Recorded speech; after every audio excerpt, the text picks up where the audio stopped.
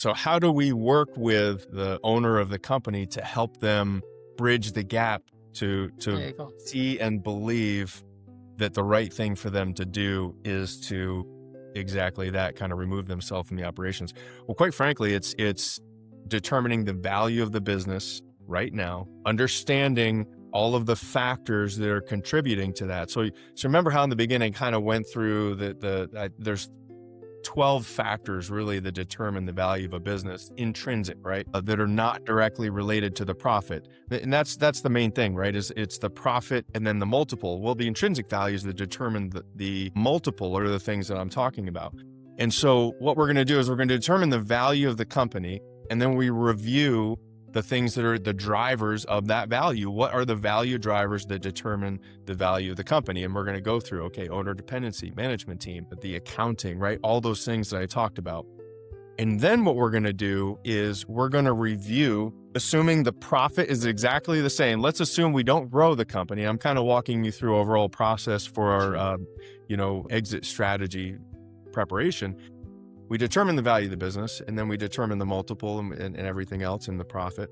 Then what we do is let's assume that we don't grow the company at all. Let's assume that we don't grow the company at all, and we take the next 6 months to 1 year to get all of those factors, those value drivers in line. We remove your owner dependency. We get the books cleaned up, and that takes a good 6 months to a year at least to do that. We get some recurring revenue things in place. We reduce your customer concentration. We make sure that there's no redundancy. There's no key man. There's no single person in the organization that's dependent upon them. We put all those factors in line. And then we're going to look at the value of the company, assuming the profit has not changed. So then the question is going to be, let's say the value now goes, just for easy numbers sake, let's say the value now goes from 4 million to 7.2 million. Okay, let's just say we do that. Now we look at that number and we ask the owner, okay, is that going to get you what you need to sell the business? Is that going to achieve your goals? Okay.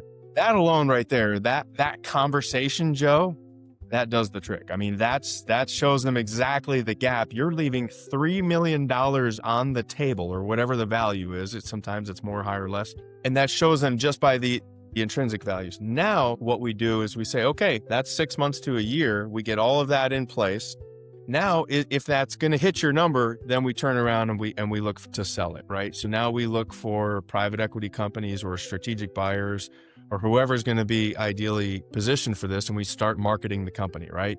We produce the STEM and all that kind of stuff. If it's not going to hit their number, now we start employing front end sales and marketing growth strategies, because we've got everything else in line. The back end of the business is systematized, it's automated, the owner's not involved, the books are clean, all of that's in line now, but it's not enough. He wants 12 million to sell, let's just say, he or she, 10 or $12 million.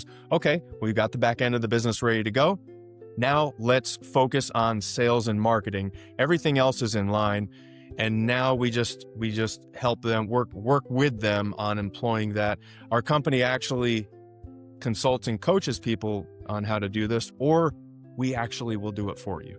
We're one of the only companies out there that can actually come in, and just because from a standpoint of that, we've found over the last 20 years, my partner Robert Indries and I, that coaching and consulting works up to a point, and it takes a lot longer to get the results. So what we've done is we've built a structure and an organization that will actually do the heavy lifting for them. So we come in and we actually take over high-level business and management operations of the company. So wherever you're at now, where do you want to be?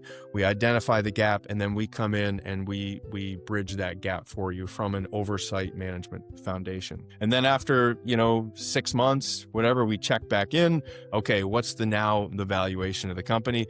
And once we hit that number, then we put it up for sale. We put it on the market.